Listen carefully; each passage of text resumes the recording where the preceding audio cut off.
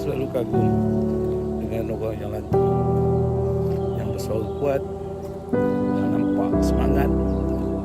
Tapi pernah tak kau jumpa orang yang diam je, tapi bila dia bercakap, semua orang dengar.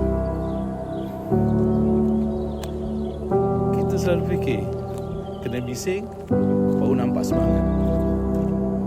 Tapi sebenarnya tenang tu satu kekuatan. Orang yang tenang, dia fikir dulu baru bertindak. Dia tak mudah melatah, tak cepat trigger.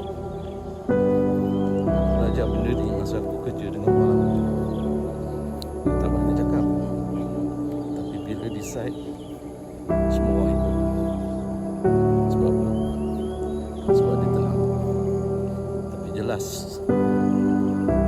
Kau jenis yang diam, tak suka spotlight, yang rasa rendah diri. Tenang bukan kelemahan. Tenang itu kekuatan yang ramai orang tak ada. Dalam dunia yang semua orang nak laju, kadang yang slow tu paling jauh